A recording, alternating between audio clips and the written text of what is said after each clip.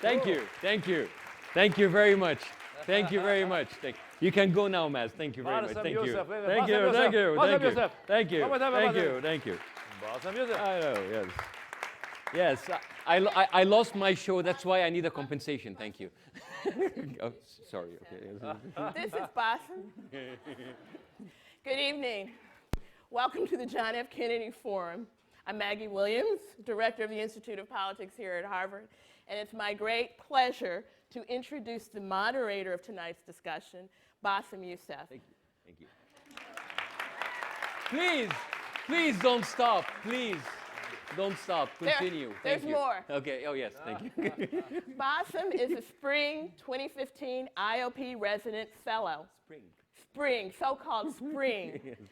He is also a globally known political satirist and a comedian who, unlike most comedians, he began his career as a cardiac surgeon. Yes, of course. In 2013, Bassem was one of Time magazine's 100 most influential people in the world. Foreign Policy magazine listed him among their 100 leading global thinkers. Really? He is best known for his satirical television news program, which aired in his native Egypt for 3 seasons following the Arab Spring.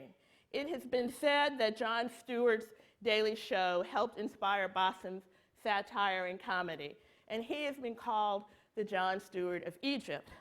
But Bassem has countered that by saying, maybe Jon Stewart is the Bassem Youssef of the United States. What we do know is that Stewart greatly admires his colleague in Cairo and has appeared as a guest on his show.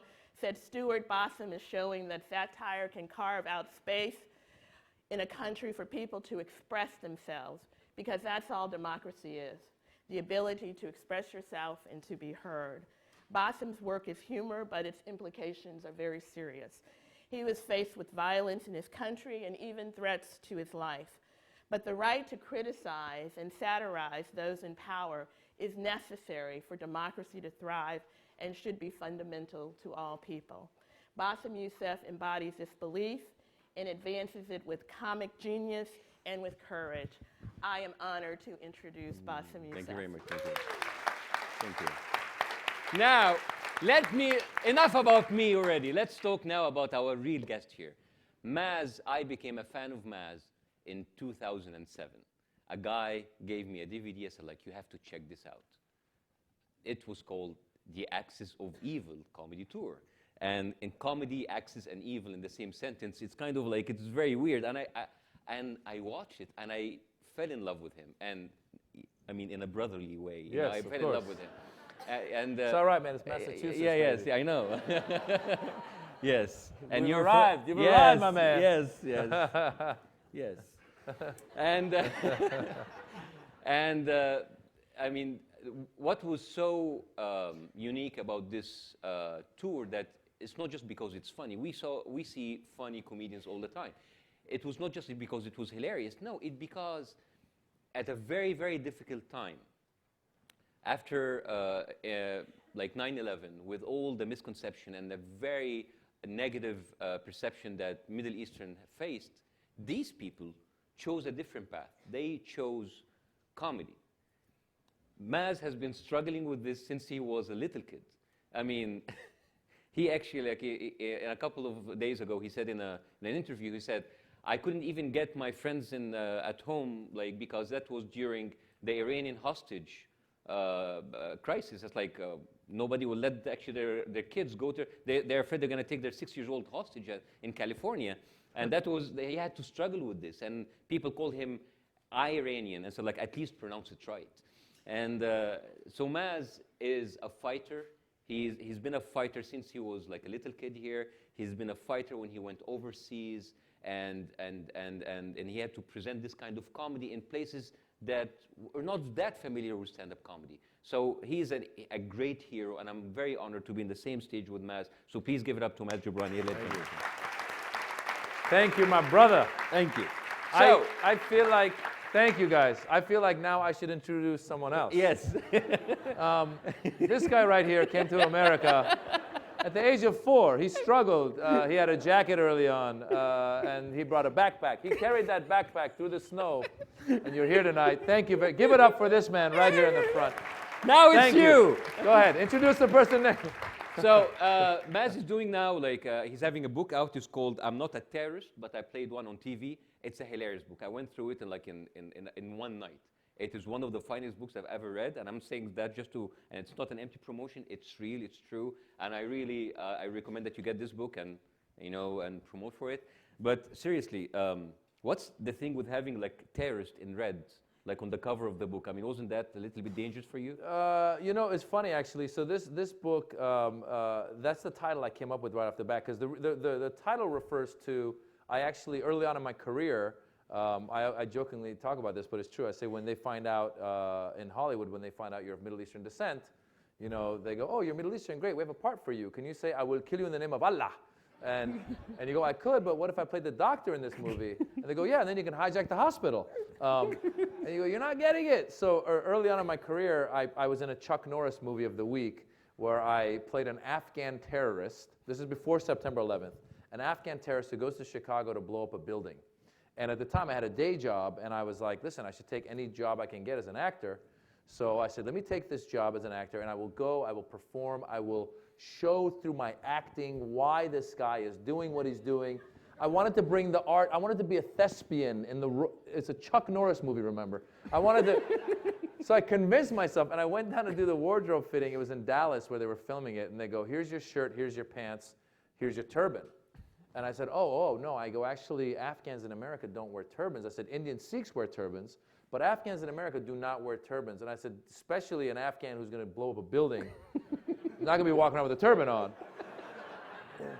And the girl came back, she said, listen, dude, it's a Chuck Norris movie. Just wear the turban. And I was like, I go, no, you know, I go, let's get this right. I think we should, I go, listen, talk to the producers. I think they'll see it my way. So the next day I came to my dressing room. There's my shirt. There's my pants, and there's a scarf. And I said, aha, see, I told you if you talk to them, they'll see it my way. I said, I will gladly be the scarf-wearing terrorist. And she goes, that's not the scarf, that's the turban. You just got to wrap it back up. And I felt like an idiot doing it. And then I came back to LA, and I told my agents, I said, no more terrorist parts. And then they said, okay. And then 24 called, and they said, we have a terrorist part. I said, no, thank you. And then they go, well, but he changes his mind halfway through the mission. I go, ooh, the ambivalent terrorist. I go, that's interesting.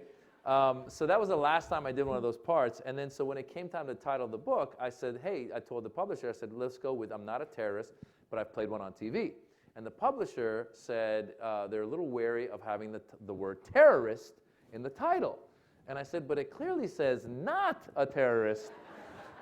And they go, but you know, they said, you know, at the airports, people might not want to buy it. I go, don't worry. I said, there's all kinds of books on terrorism there. I go, you guys are overthinking it. It's going to be fine. So they go, all right. So they went with it. And then the first time they sent me the galleys to review it, I'm on an airplane with my picture on the cover. And I'm reading it to proofread, and I open it. I go, oh my God! I'm like, okay.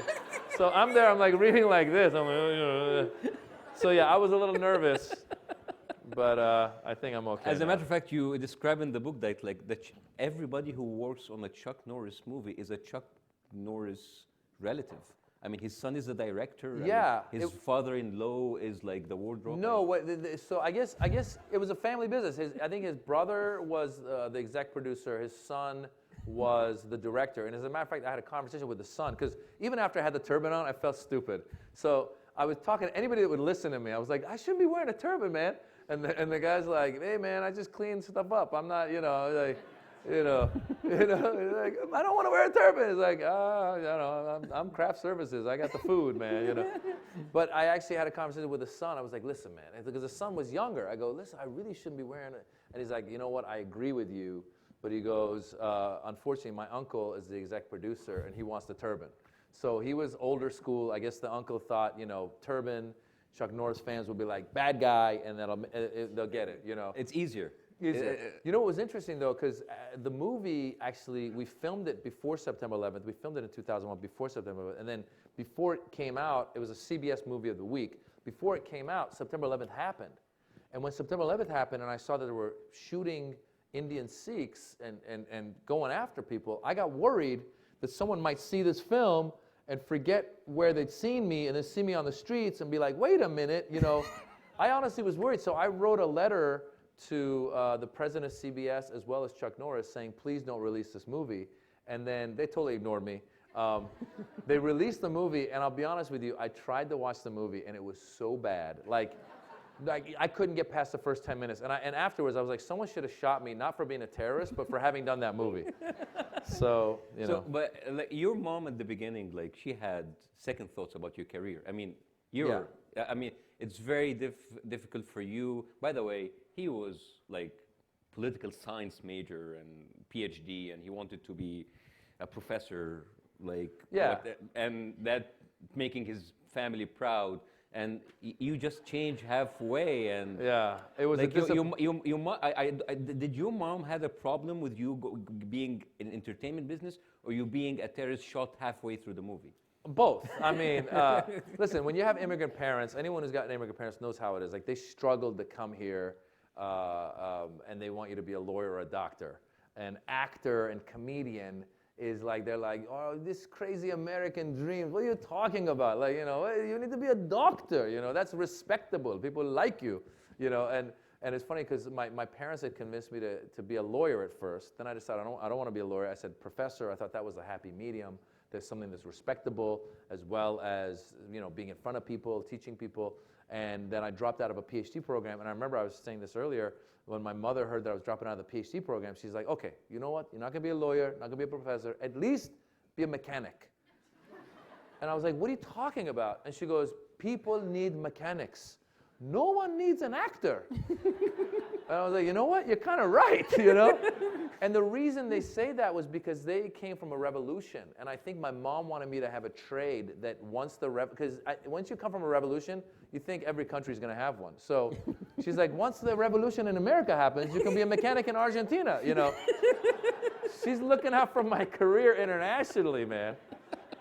But now she's come around. What's funny is now she's like one of my biggest fans, and she'll come over to my house now. She'll be like, listen, I need 2 of the T-shirts that you sell at the show. Give me 5 DVDs. She hands out all my stuff to her friends. Yeah. So it's kind of an interesting thing. She's finally come around. So you always mention, there's actually a part in your book about the community will talk. I mean, we, in the Middle East, we don't just have our immediate family. We have like everybody. Like, you have like, you know, what will the guy, the security guard would think of you coming back that late? What will the guy who hand the laundry think about you, you know, dropping out of school? So we have like everybody. So you have this section about what the community will think. And you talk about that. I mean, and that was one of her concerns. Yeah, you know, what's funny is the community, they use that to like hold us down a lot. Yes. Like as kids, if they, you know, like they'd be going out, like. You see, all the Middle Easterns like, especially the girls, it's like, I can't go back late because of the community. Listen, you could be walking out of the house with for a while, ripped jeans were really cool, you know, and some of you are still wearing them, but, so you know it's no longer cool. But for a while, the ripped jeans were cool, and like you'd be leaving the house, and your parent would be, why are you wearing ripped jeans? You go, this is how it is. The community will talk. We have a name in the community. You do not wear ripped jeans. And it became this thing. You'd be like, okay, I won't wear ripped jeans. Calm down. And this thing about the community got in your head to the point where you know what it's like. Like in the Iranian culture, definitely, everyone has a title, even if they haven't earned a title. So everyone I knew growing up were either doctors or they were engineers, muhandis. Muhandis, yes. My dad had so many friends that were engineers that weren't engineers, but you had to refer to them as Mr. You'd be like, Mr. Muhandis, Mr. You know, Mr. Muhandis, you know, and you'd be like, what's he an engineer of? You know, I thought he works at a gas station. You'd be like, yeah, he's an engineer of gas pumping. He's a very good engineer. So because it's a community built on titles and respect and that's what it's an interesting clash of cultures because I grew up in America. So here I have the Middle Eastern Persian culture, which is about respect and what the community thinks. And then here's the American culture, which my friends like would be like dyeing their hair and getting mohawks and I was like, how did your parent not kill you last night? if you walked home with a mohawk. The craziest thing that happened to me, like in our culture, at least growing up when I was a kid, my mom would hit us. It was okay, and it wasn't like it was like the kind of hitting that you like is spanking basically. And we would we would behave like we no talking back. And I remember the first time this happened with my American friend Jesse. I was at his house, and Jesse and I think Jesse's mom yelled at him, and Jesse yelled back at his mom, and I was like, oh boy, I was like, oh, it's about to go down. And his mother was like, Jesse, that's ridiculous, and she just walked out. And I was like, did she go to get a weapon? And he's like, no, man, that's it. I go, she's not gonna hit you? He's like, no. I go, man, that's crazy.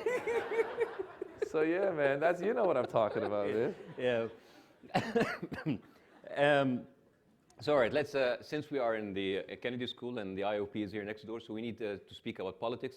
Unfortunately, C-SPAN was going to cover it, but we're not boring enough, so they're not coming. You know, I've been trying to get a TV show on network for a long time, and I just got turned down by C-SPAN. That is not cool, man. That is not cool. Recently, I mean, there is this problem with, the Israeli Prime Minister coming to talk about Iran, and, somehow, I mean, everybody wants to bomb Iran right now, and you're there in the middle, and yeah. And today, kind of Iran, I think they have some comedian writing their lines, because actually the Iranian government kind of proposed that they will mediate between Obama and his Congress. I think That's hilarious. That's hilarious. I mean, I think you send them some sort of recommendations. No, man. Sometimes it's funny. Sometimes the politicians are funnier than you don't even have to write a joke. You just got to report. Yeah. Like seriously, I mean, as an Iranian American during Bush, Ahmadinejad, it was like every day I'd wake up and read the paper, and be like, "What did they give me today, man?" Every day, like Bush choking on a pretzel. Okay, that's you don't have to do a joke. He was watching TV, he choked on a pretzel. I mean, it's like, come on. Ahmadinejad just like being like his denying that there was gays. I mean, it was like we do not have gays in Iran. Yeah, well, the reason for that was because Iran has one of the highest populations of sex changes. So so in his mind, he's like, they're not gay. They're just they had sex change. It's okay. And they disappeared. That's it. Yeah. So it's that what's going on with Netanyahu and stuff. It's very interesting because it's. I mean, I don't know the ins and outs of where they're at with the nuclear. I used to say with the nuclear program, I used to say Iran, we say we have a peaceful nuclear program. We blow you up, then we hug you, But with Netanyahu, I was saying, like, I was watching the speech, and I was curious, like, how do you make a nuclear bomb? So I Googled it. You should definitely clear your history after you do that. But it turns out you need photons and neutrons. And I told my mom, and she said, we don't have photon and neutron. We have saffron. So a lot of delicious rice in Iran. Yeah, man. No, but like, you see, like, now you see, like, some prime minister from another country coming, like bypassing the president, coming talking to the Congress, and like I don't know how do you look at that as an American citizen? You are an American citizen. Yeah, I mean, and you have like part of you in this, like, involved in that other part of the yeah, world. listen, I personally, I mean, I'm all for diplomacy, and I hope that will lead to a change in Iran for the better. Like, I don't support the current regime.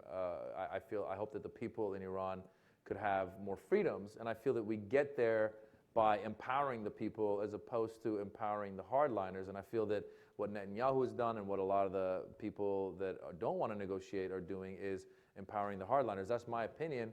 And with the Iranians, it's crazy, man. It's like we have like you get 5 of us in a room, and you're gonna get like 8 opinions. I mean, it's like it's crazy. Like, and so I think a lot of us want the same things, but we just have different ways of going about it. And yeah, I was not a big fan of him coming and giving the speech. In all honesty, like as I was watching the room, I felt a little threatened because it wasn't a very diverse room listening to him. And as somebody who's an American but of a diverse background, I feel like I'm like, whoa, I don't feel like these guys represent me, and it was a little scary.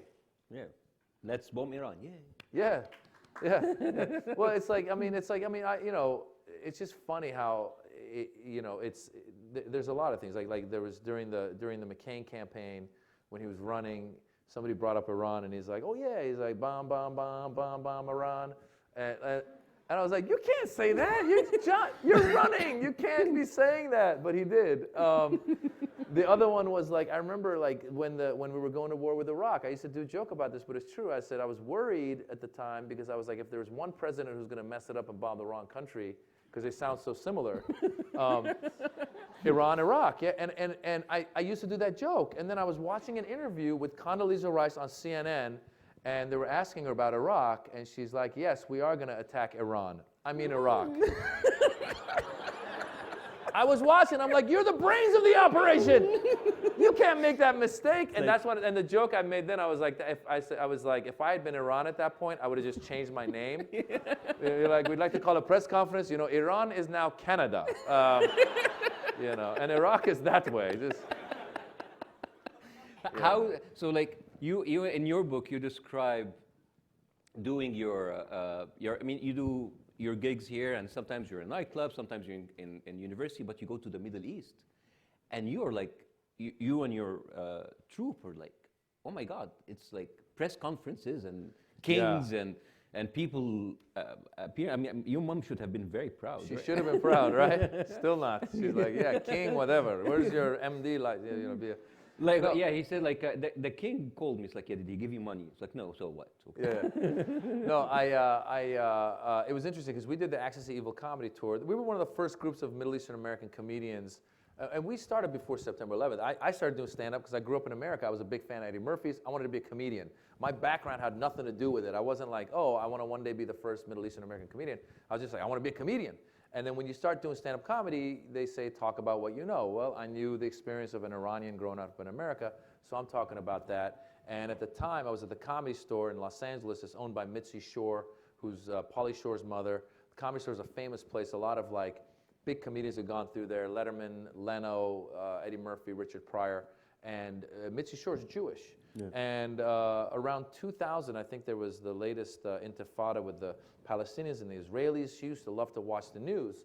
And she had this epiphany. She's like, I think there's going to be a need for a positive voice of Middle Easterners and Muslims in America.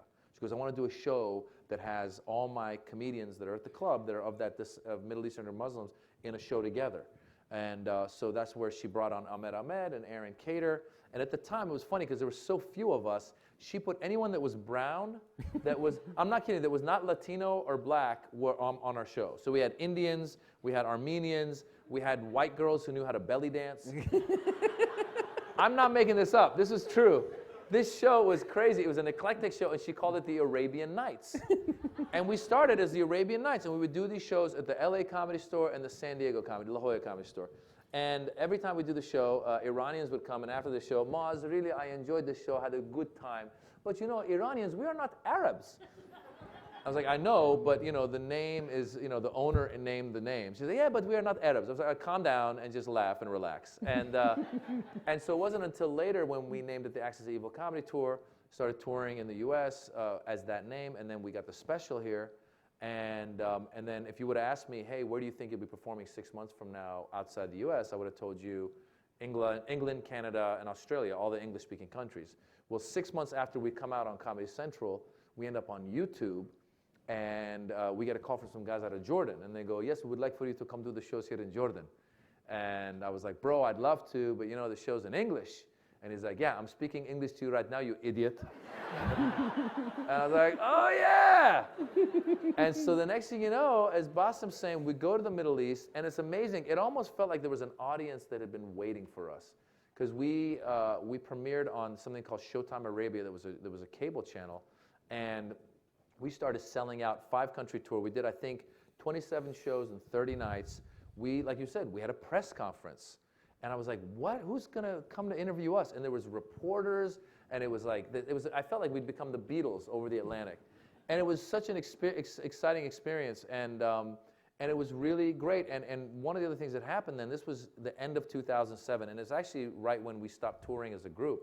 But going from country to country, we would have young comedians from these different countries come on and perform with us. And now there's a whole comedy scene in a lot of these countries, and I think that really helped give birth to it. So it was a really exciting time. Yeah.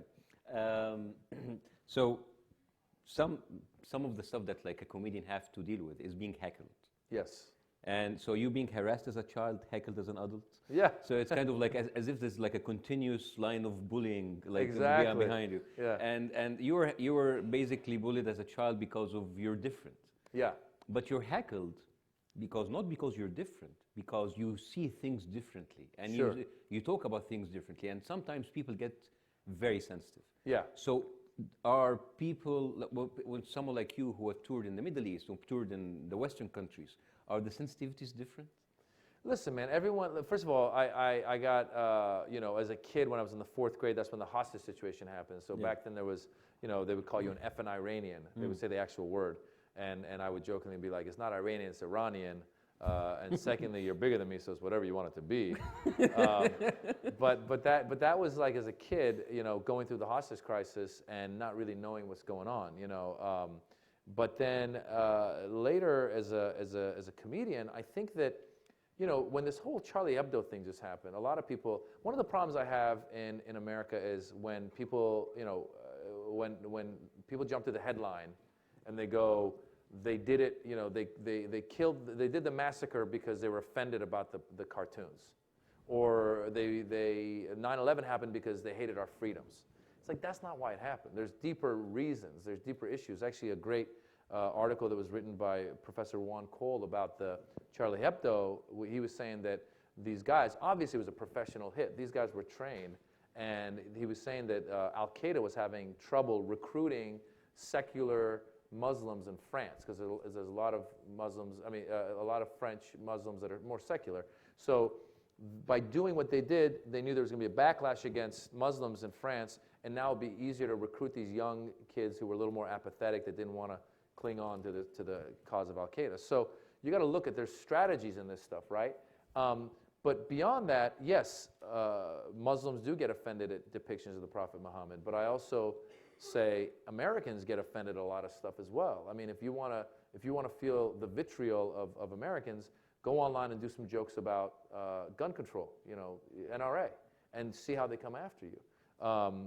For me personally, it happened during the Bush administration, where I would do jokes about Bush on the eve of the Iraq War, and people would get upset about it. I had a few people in the audience say, "You can't make fun of our commander-in-chief during a time of war." And I was like, whoa, wait a minute. I was like, first of all, that's the whole point of this country, that we can make fun of the commander-in-chief. We have the freedom of speech. And I said, I can't make fun of the president of Iran, the president of Iran in Iran. Like, if I made fun of the president of Iran in Iran, you'd be like, hey, that was a good show. When's your next show? I'd be like, there are no more shows. The Ministry of No-Show showed up. So people forget that we get offended as well. And I think that's the beauty of this country, that we should continue to have the freedom of expressing ourselves with whatever we want, however we want. Okay. So, thank you. Thank you. Thank you. Thank you. This side, not so much, but you guys, yeah. They don't like freedom of speech. No, I'm kidding. Yeah. So, all right. I'm going to open up the floor for some questions, and please feel free. You need to come to the mics on the floor. You need to do, it's very simple. You identify yourself.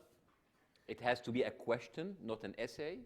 It has to end in a question mark, and please keep it short to give everybody a chance. And your social security number as well. Yes, and your credit card details. Yes. Hi, I'm Julius. I don't have a social security number. I'm not American. But my question was, after the Hebdo attacks, there was a lot of talk about sometimes humor is just too much. And my question is there a too much? Should we be able to make the stuff with Muhammad? Yeah. Like, should we be able to do that or not? Oh, you want me to go? You take that. You All want right. to take that? I can take that, and he can follow up. Well, here's the thing. I mean, the question is like, what should we do and not what we shouldn't do? It's very difficult to control a whole world with like an open internet. So let's say, for example, you close down Charlie Hebdo today. What are you going to do in the 1,000 websites that do even more offensive stuff? The thing is, the way you kind of make it stop or minimize, because you will never make it stop, is to have a conversation about it. I mean, Maz here have a beautiful analogy. He's like, if you come to a comedy show, you don't like it, you just leave. You don't pay for it, and he's gonna dry out. Nobody will come to his shows. So maybe if people stopped buying Charlie Hebdo, you know, they might like stop doing it, or they will still cater to a smaller audience. The thing is, I said that the other day. I said, like, maybe the answer is not to burn flags or put embassies under siege, but to make this through a society conversation is that it's uncool. You know, it's gonna, dude, okay, you can do whatever you want, but you know what? It's uncool. You want to look like a douchebag? Fine. You want to play in this sandbox where other people like this, that kind of joking? That's fine. But this is the way to limit it, or, you know, or even like to make it there. But the most important that it doesn't touch you. It has no effect. The more violent you become, the more stupid you become. I mean, these people, Charlie Hebdo, offended me as a Middle Eastern more than these cartoons offended me. So the more of like of a conversation to make, this is the way that you limit this, and you just put it in its own right place. So the question is, should these people do it or not? I have no control on it, and actually nobody will have control of it, because the next day they will ask to, okay, should we make this joke? Should we make this third joke? Okay, how about most Christians and Buddhists and Jews and all other people? Like, all right, so you can't make fun of us anymore. So you just, if you're in a democracy, be prepared that you're going to hear stuff that you don't like. That's my answer. Yeah, and I think that, like, people that, you know, come from, you know, I was born in Iran. I grew up, you know, I grew up in America. He obviously has just left Egypt. I think people that come from places where there are a lot of limits on freedom of speech, I think that you'll see us pushing more for freedom of speech and freedom of saying what you want. I mean, you were just saying that, I guess, was it in Iran where some guys got arrested for... Yeah, for WhatsApp. They were making fun of the regime on WhatsApp, so they have a very savvy regime. It's like, hey, that's just joke. You're going to retweet that? No, you're going to shut them down. Something like this, yeah. Yeah, so, you know, there's a lot of countries that are being limited. So I think, I personally feel that you should be able to say what you want. And again, you succeed and fail by your effectiveness of, you know, in comedy, people are either going to laugh or they're not. And if it's really, really distasteful, you'll have an audience for that, but that may dwindle eventually, you know. So, and that's how you do it. You protest it. You write, you know, you say, I'm not going to go see this guy anymore. You know, to take up arms and, like you said, burn, you know, kill people and flag, you know, I mean, burning buildings and stuff. It just makes it worse. It just shows that you know, that you are what these people are saying. You know, you're savages. That's what it makes it seem like. Yes, know? I'm gonna kill you to prove that I come from a peaceful religion. Yeah. Yes. And also, let's also remember the people that are doing that tend to be a minority of the people. I guarantee you, there was a lot of people that were offended by the cartoons, but they didn't think, oh, I'm gonna go kill these guys. You know, so a lot of people take offense, but then they do what we were just saying. They just don't follow the cartoon, don't buy it. You know. My name is Lainey, and I'm a freshman at the college, and I'm glad you just answered that question the way that you both did, because my question is, even if there wasn't a terrorist attack following one of your jokes, or even if you got laughs, has there ever been a joke or a movie you did, other than the one you've already mentioned, that you regret doing, and why? Any regrets? I don't even regret doing that other movie. I mean, it gave me a lot of material, obviously. Listen, I always say this as a comedian. It's like we're going through therapy all the time. It's like we're dealing with whatever our lives are, and you really got to try to not live with regrets and go, wow, how can I turn that into something that you know, I'm going to write about it. I'm going to go through it. You know, so I mean, that said, as a stand-up comedian, there are nights when it's not that you regret it, but you're like, man, I need a double tequila to get through this, because it's like a lot of times, like when you do like a corporate event, and you go, why did I do this? Like, because what happens is, I was explaining this earlier, people will see you at a show and they will love you, and they'll be like, man, I got this company, we got this thing going on, you got to come do the show at the company, and you go, and it's not your demographic at all, and you go on stage, you die for 25 minutes. And the whole time you're doing the show, you're like, man, why am I doing? But one time this happened, actually in Dubai this happened, where the worst I said the worst thing is when you go to a high-priced event where people are coming up to you before going like, oh my God, I'm a big fan. I spent $250 for the ticket to see you tonight. And you're like, oh man, they have such high expectations. And the opposite is the best, when nobody knows who you are, and after the show, I didn't know who you are. You're very funny, I like you. So I was at an event in Dubai, and people that, by the way, the people that do a lot of private events have no idea how to put on an event, because I think that they think the more is better. So they'll do these events that are like 5 hours long, and they put you on at the end. And so there was this event, it was like this art thing going on. It was an art fair in Dubai, and they had this huge thing where like they were bidding hundreds of thousands of dollars on art. And at the very beginning of the night, this dance troupe came out, and these guys were amazing. They were like doing Michael Jackson stuff, and one guy, there was a pole in the middle, and the guy would hold the pole and just levitate to the side, and I'm like, oh my God. And I'm just like, how am I gonna follow this? And so they do their thing. Then after that, they have people come up and give testimonials about what a great organization this is. And usually it's an organization that saved someone's life. So it becomes very sad and somber. And you're like, man, I hope I'm not on after this. You know, because people are like, you know, if it weren't for you, I'd be dead. You know, you don't want them to be like, and now the comedian. So I'm like, man, I better not be next. So the night went on and on. So we've had the dancers, we had the testimonials. Then they get this guy who comes up and does this auction where people spend like $500,000 that night on art. And the auctioneer is hilarious. And I'm watching, I'm like, they should have just ended with him. They don't need me. So he kills it. And then I'm like, okay, I'm going on. They go, no, you're not on yet. They go, we're bringing on this chef, this German chef. I'm not kidding you. He came into the middle of this event. We're like 4.5 hours in. He came into the middle of the event with his workers, with his coworkers, this German chef, and he's got all these Filipino guys and Indian guys, and they all take a different station, and they start making our dessert in front of us. As the German chef yells orders, he's like, and now add the sugar! And they're like, sugar! You know, I swear. He's like, and now the caramel! I'm like, caramel! And it's 4.5 hours. We're reaching 5 hours. I'm stuffed. I'm loving this dessert. I'm like, that was amazing dancing. I'm like, I'm about to melt in my chair. And I'm not kidding you. The DJ, not even the host, no, the DJ in the corner goes into his mic. He goes, and now Maz Jobrani. I'm like, what? And I go on stage. I bomb I was supposed to do 20 minutes. I did 45 because I was like, somebody just laugh so I can leave. They were exhausted. I tried to do crowd work. Apparently, they told me that there was Kuwaiti, they said there was Kuwaiti royalty there that night. So I was like, you know what? I got some jokes about Kuwait. Let me go after the Kuwaiti royalty. That'll loosen things up. And no, earlier that night, earlier that night, someone had introduced me to this lady, and when they introduced me, they were like, Maz, you know. And I was like, of course I know. And I shook her hand and I said hello, and she was like, thank you, and whatever. And she went and sat. Now, the whole time I'm thinking Kuwaiti royalty, I'm thinking some like sheikh or something. So I get up on stage, I'm like, I heard there's Kuwaiti royalty. Where are you, sir? And everyone just quiets down, and they all look at the lady that I'd met.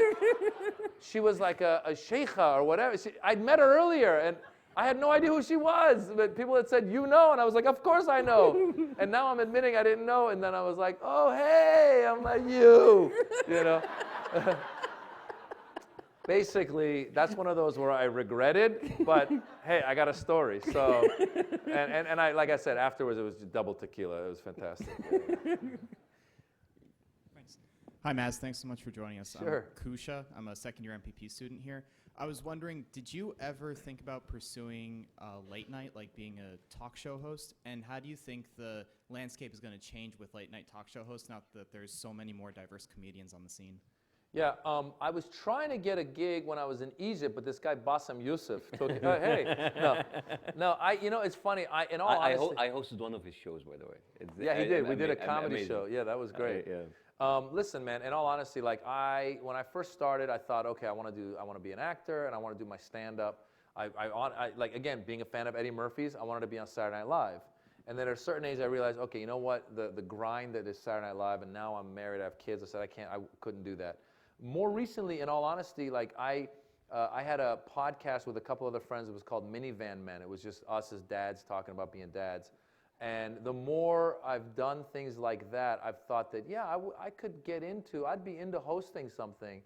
So it would just have to be, I'd have to be the right fit for whoever it is. And I mean, I take, the beauty of hosting, and you're privy to this, is that, first of all, there's a new topic every day, right? Whereas in stand-up, we tour around the country or around the world, and we do our act. But in hosting a show, new topics. Hopefully, you have writers, and I would love to do it. So you never know. Let's see if there's maybe it was supposed to happen tonight. C-SPAN was gonna, but apparently Yes. they're not into it. Yes. Welcome, Mr. Mohandes. My name is Cameron. Yes, thank you. Yes, and right back at you, Mr. Mohandes. Dr. Mohandes, hello, sir. Good to see you. An honor to have you here tonight, sir. Yes. How is the gas station? Is good? Fantastic, sir. It's actually 7-Eleven, but it's fine. Yes, of course. Yes. My name is Cameron Conser, a first-year student here at the college from Southern California and a member of the Harvard College Iranian Association board. So first, to everyone here and to you, Mr. Mohandes, and our host, I wish you all a very, very happy Iranian New Year. Sal no kheli mubarak be hamatun. I hope you have a great New Year this year. Thank you. In a few weeks out of the year. My question is, how do you think that yourself, as an Iranian comedian here in the country, how do you think you face some of the different problems within the Iranian community, so different fractionalities politically between those who support the Shah or the current regime, or how do you think you kind of guided through that in the United States? Yeah, the Iranian community is a very, like I said, like you get three of us in a room, whatever, like there's eight opinions. It's a very interesting community, and it's funny to me because when I first started out doing stand-up, I started out at the Comedy Store, the Laugh Factory. We would do stand-up. When you do stand-up comedy, you perform everywhere. I performed in coffee shops where you do a setup and you go to the punchline. Right when you go to the punchline, the barista would make a cappuccino. So you'd be like, why'd the chicken cross the road? And then you'd be like, to get to the other. You're like, damn it, I got to come back tomorrow and try that again. We performed in strip clubs. I've performed in church basements. I'm serious. You take a job wherever you can. So early on in my career, like a lot of Iranians didn't even know I was doing it. And I never did it because of the community. And so now when somebody comes to me and tries to push their agenda on me, I go, you know what, thank you, but start your own blog or write your own thing. This is me, this is who I am. And I'm a big supporter of diplomacy. I'm a big supporter of evolution and not revolution. As much as I want change in Iran, I don't want bloodshed in Iran. And so, that's just who I am. And yeah, I mean, that's the honest truth. And there's a lot of Iranians, I get criticized a lot of times. Iranians go, you're a supporter of the regime. I go, I'm not a supporter of the regime. You clearly, if you look at my material, I've made fun of, again, I don't go to Iran because I think if I showed up, they'd arrest me, in all honesty.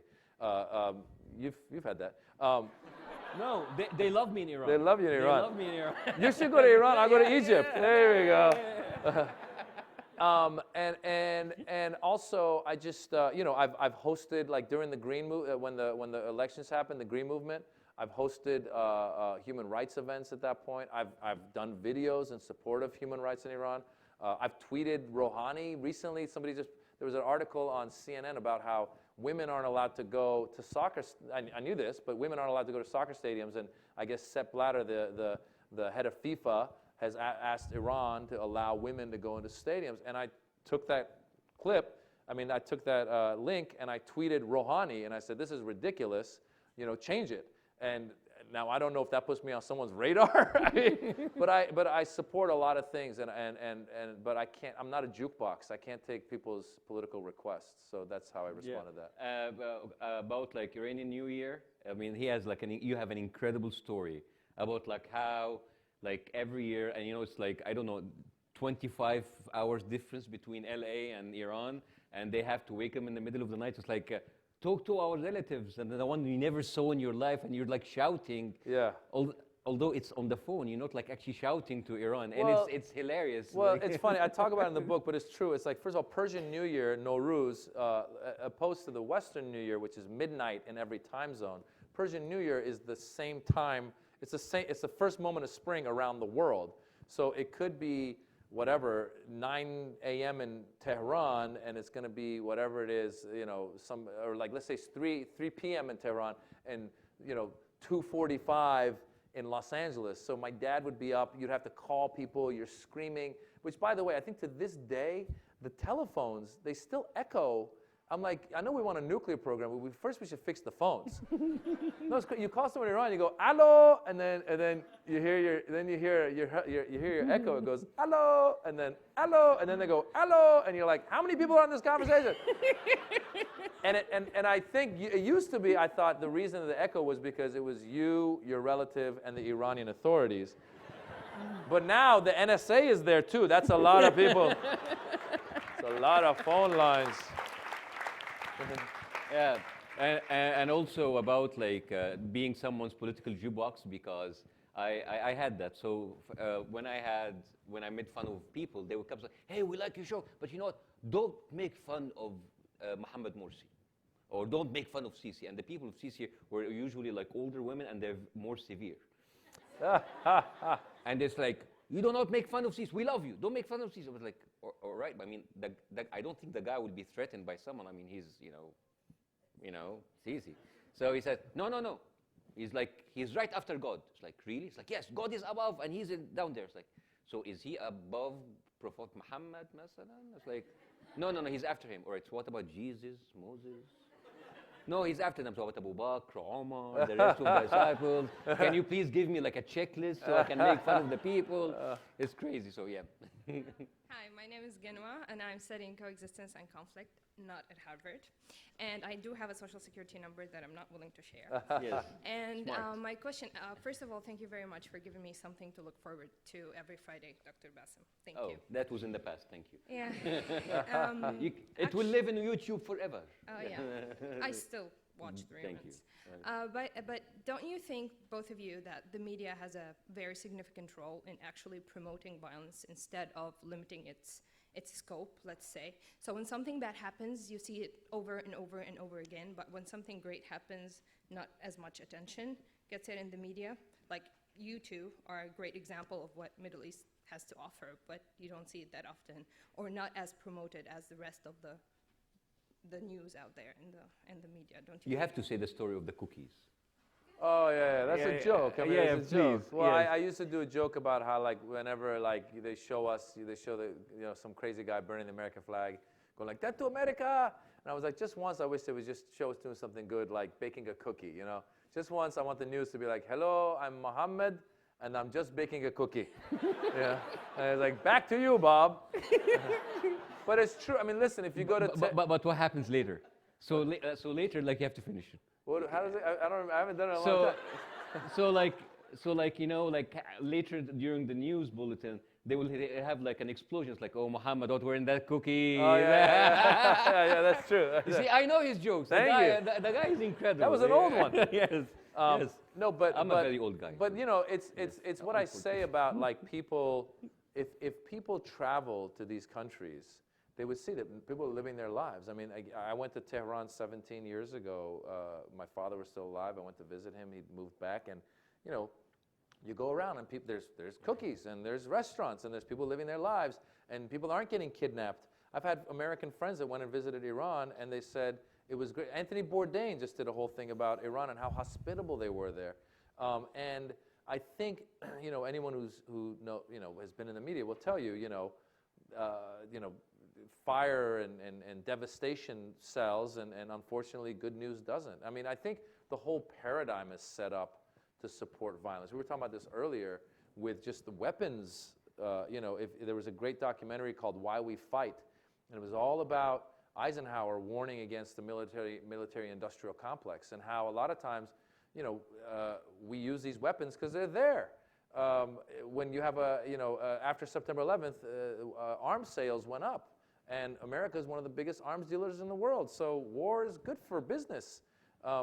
Now imagine if they change that paradigm and they take all that money that they spend on bombs and they put it towards education, it would be a completely different world. But unfortunately, that's just not where the money is. So a lot of times, it's unfortunate, but that's the stuff that they show. And a lot of times, one of the problems I have, like, I don't mind playing falafel store owner. I don't mind playing 7-Eleven store owner. I don't mind playing a lot of different parts, but the terrorist part is the one that I say no to, because I've been all over the Middle East, and I know people that are falafel store owners or cab drivers, whatever, but I've never met a terrorist, and that's a minority of the population, but they are a majority of what's represented in the media. And it was in my head a little bit. I was like, maybe I'm exaggerating this. Maybe people in America understand the nuances. Maybe it's not that bad. Well, over the holidays, I'm Iranian, my wife is Indian. Our next door neighbor, black and white. So our kids are mixed, 6-year-old boys, they play with each other. The neighbor's kid had his cousin, this white kid from Wisconsin, come to visit. Nice kid, we're all playing, everything, and then I take them to the movies. And when we go to the movies, they go to wash their hands. And while they're washing their hands, an Indian Sikh walks in wearing a turban. He washes his hands, he walks out. The 6-year-old kid from Wisconsin, who I guess has not been exposed to the diversity that my kids see in Los Angeles, when the Indian guy walks out, his jaw drops, he turns to me, he goes, "That dude was ISIS." And I go, "What?" He goes, "He was ISIS." I go, "No, he's not ISIS." I go, "He's an Indian Sikh." I go, "He's Indian." I go, "My son, you've been playing with him all weekend, he's half Indian." And then my son got confused. My son's like, "Yeah, I was born in India." I go, "You weren't born in India." I go, and I'm like, I go, "You weren't born in India." I go, "Your mother's Indian." And the kid's like, "Your mom's ISIS?" And it became...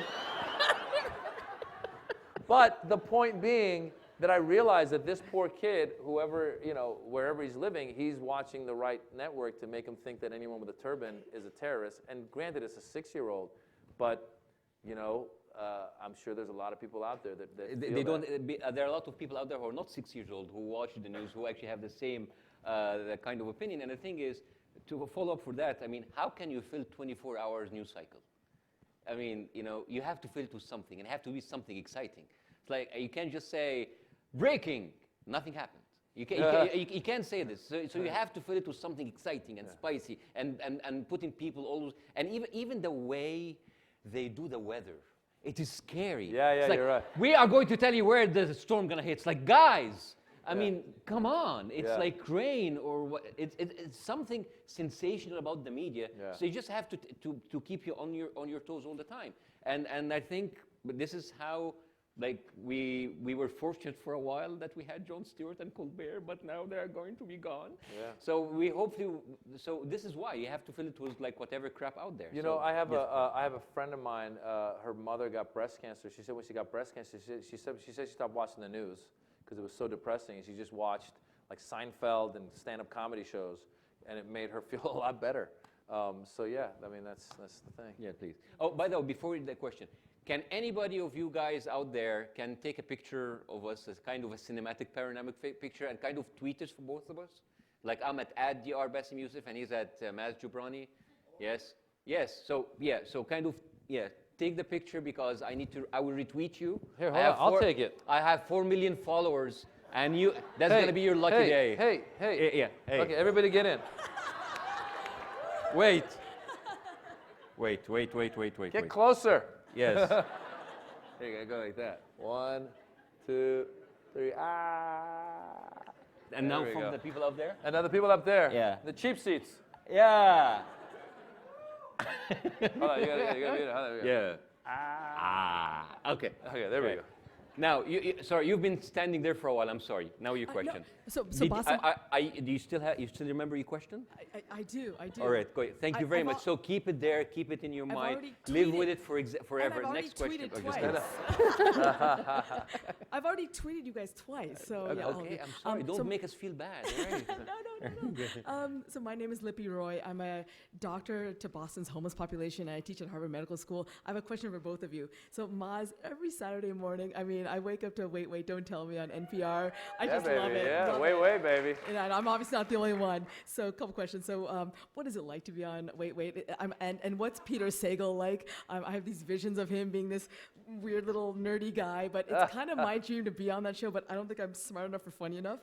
And to you, Dr. Youssef. So we know what Maz's mother felt like when he became a comedian. So you were that surgeon who then you were opening people's hearts, and now you're doing what you do very, very well. So I'm curious what that conversation was like with your parents. Okay, We're you going to you. tweet our answer to you. You used to open their hearts, now you open their hearts with laughter. That's very nice. That should be your tagline. That should be on your business card. I tried that, it didn't work. For me, first of all, Wait, Don't Tell Me is coming to Boston April 16th. April 16th. April 16th. Get your tickets. It's a lot of fun. Watching it live is very different than what you hear, because we record like 2 hours. And we say things that we know are not going to make the air. Yeah, it's fun. As a matter of fact, like the first time I did it live, I was like, that was so much fun. This is great. And I went home to listen. I'm like, oh, they cut it all out. Because they got to narrow it down to like 52 minutes, and they got to give enough for everybody. So it's a lot of fun. I love doing it. The hardest part of it is that you got to fly in. Usually it's in Chicago. So I got to wake up at like 6 in the morning in LA and fly in that day. But for those of you who haven't listened to it, you should listen. It's another like it's a fake quiz show, another way to get your news of the week. Watch it live. And Peter Sagal is kind of he's a bald, nerdy guy, you know, but smart, really funny. I believe he went to Harvard, actually, if I'm not mistaken. I think he did. So try and come April 16th. It's going to be a fun time. So for me, going through high school, my mom said you can be whatever you want, a doctor or a muhandis, you know, one of these two. It's like I want to go to the AUC and do political science. Like no, oh, yeah, of course you can, but you can also be a doctor or a muhandis, an engineer. So I said, okay, so like with limited options, I chose a doctor because my brother was already a muhandis. So now she's happy, she's proud. Both of her kids, a muhandis and a doctor. And the thing is, I was lucky because I didn't say like, hey, medicine is off, I'm going to be a comedian, because that did not happen. I was actually finishing my fellowship papers. I was accepted in Cleveland, which I'm sure that is warmer than here now. Anything is warmer than here now. But I was accepted there, and I was finishing my papers, and then the revolution happened, and then I had to change all my plans. So my mom was happy because now I get to stay in Egypt. I don't go to America. So America will not take her son away. So now I stay here, and I started to do the YouTube videos while still on my shifts. So I was doing my shifts, and in the weekend, I would record like a couple of videos on YouTube, and I thought that this is not going to go anywhere. And then after 5 million views on YouTube, and you know, TV station want to sign me up, so I still did the TV station.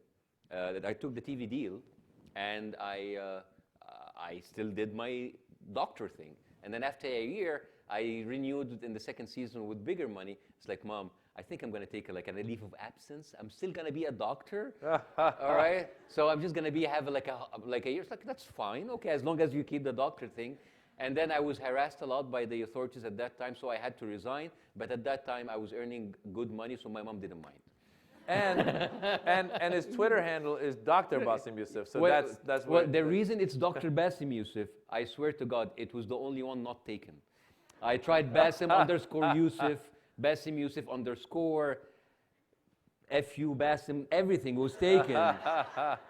So I tried Dr. Bassem. You all have joined Twitter successfully. So okay, that's it. And that's the only reason, I swear to God. I didn't have any. And your mother's happy. Yeah, that I will always be the doctor. Yeah. On Twitter at least. On Twitter. Thank you so much. I'm so excited to be here. So my name is Huda. I'm a coexistence student in Brandeis University. My question for both of you is, what would you say for skeptical people who think that making jokes of politics would turn it into just a joke, and then it will make people really just dealing with all the suffering and the dictatorship attitudes? Although I'm so into making fun of dictators because their image is the most important thing that they take care of. But many people think that making fun of such suffer in most of our countries would make the reaction and the attitudes of people trying to change that in a very soft way and just as joking and laughing about it. So what do you think about that? Well, I think, there's many ways to help change something. A lot of times people do when I see somebody who goes to a devastated zone and volunteers and helps, I go, wow, you're a better human being than I am. I feel like they're doing great work. And politically, you can yell as much as you want, but sometimes people won't listen.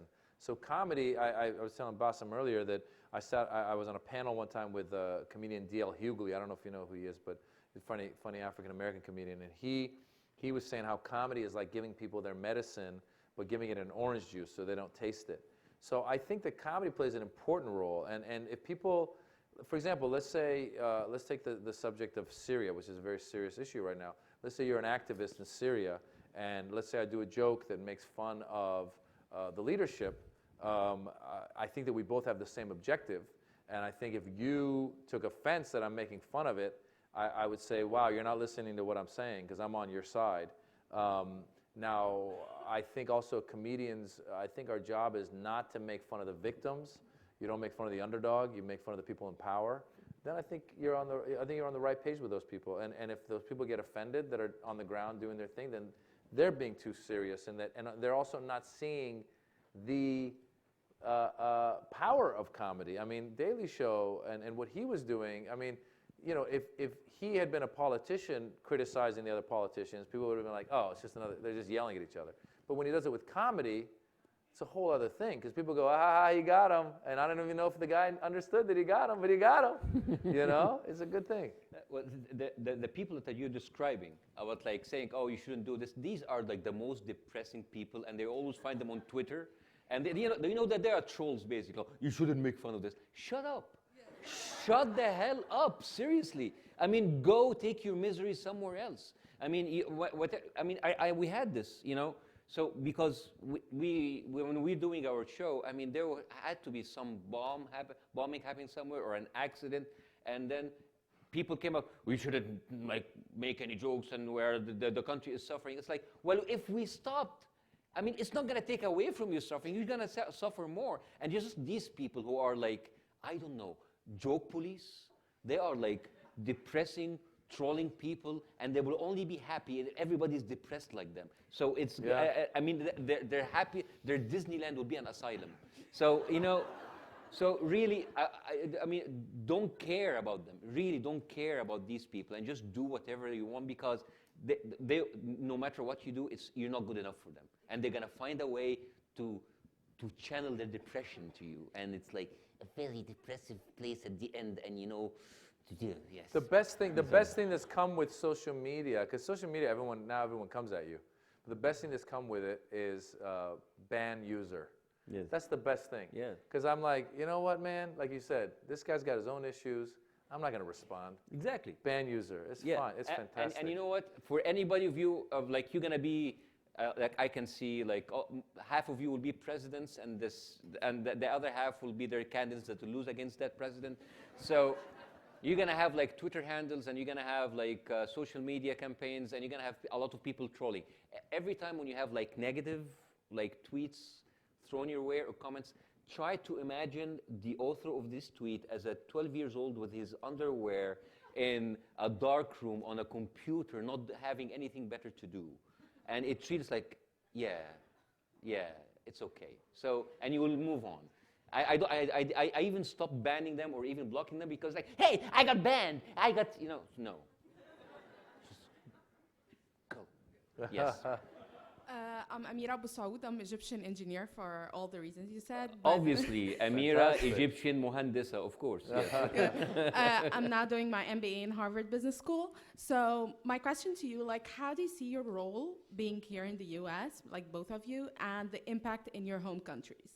Like, I have no choice, basically. So I actually see, like, even like, when you were back in Egypt, I know like all the pressures you've been through, but like you always had your ways, having your stuff on TV or via YouTube. But I think you had a role of like having pressure in a way, and it worked. At least like the government were like on the right course, or they were feeling some kind of pressure, and it worked. So how do you see the impact on your home countries, like being there in the US, being affected, and what's like how you could maximize it to the max while being here? Very quickly from my side, my role was bigger when I was inside the country. Sometimes when safety is a concern, it's not worth it. You have to think about your family, because, you know, I'm no Nelson Mandela. I mean, I don't want to spend And at the end of the day, when you actually become an Nelson Mandela, like, oh, the best that you can get is a couple of retweets and a hashtag. So thank you very much. I don't want to go this path. So the second thing, actually for me, it's, and anybody who have an active role in Egypt or in his country, when they go out, if you say stuff or try to play the same role from outside the country, it comes as a, like, it gets back negatively. It's actually, it's totally counterproductive, because now you're the guy who's speaking against the country, speaking from a foreign country, and of course you are, you know, pushed by that and funded by whatever country you're in. As a matter of fact, while I was in Egypt doing my show in Egypt, there was a spread, you know, like 2 pages on newspaper said, Bassem Youssef is a part of an international plot.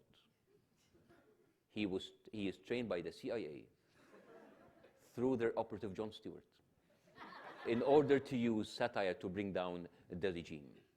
So here you go. So imagine doing this from the States, like, oh, Bassem Youssef now, he is actually has been promoted from the CIA and he's working from America. So no, so that's you. Yeah, for me, I mean, I grew up in America, so I never thought about any influence that I would have on Iran, and to this day, I mean, I don't know, I have no idea what I mean, I know that once in a while I get emails from people in Iran saying that they watch my stuff. Like I said, I tweet the president from time to time, but he hasn't tweeted me back. But I mean, I'm very American, and I think that my role is more about the image of Iranians and Middle Easterners and Muslims and Arabs and people from that part of the world in America. And my hope is that as I push and others start to come in, like when I first started, there was only a handful of us. There's a lot more of us now. I hope that slowly but surely the bigger population starts to open their eyes and their minds, and we become more, they look at us, it's almost like normalization of our people. And that's happened with, you know, it's happened with black comedians in the past. They had to kind of push the envelope and get into the mainstream. Latinos. Jewish stand-up comedians, like in the 50s and 60s, they pushed back against a lot of negative stereotypes. Yeah. And now I think it's, you know, we just needed some sort of a tragedy and profiling so we can move on, man. Kind Move of like, on. yes. Well, you know, it's funny because for me, it's like it's been like this since I came. I came late '70s, and then the hostage situation happened. So when people, like I talk about in the book, like there was times when we'd be doing the Axis of Evil, and we'd be doing a morning show, and the DJs at the morning show would have no problem saying, "Hey, so you know, 9/11 really was good for your career, huh?" And I was like, that's racist what you just said. Like, you wouldn't say that to a black guy and be like, slavery really helped you out, right? It's true. So, but they felt like it was okay. We were okay to make fun of. It was okay to come after us like that. And I was like, no, dude, I've been here since late '78. And first there was a hostage crisis.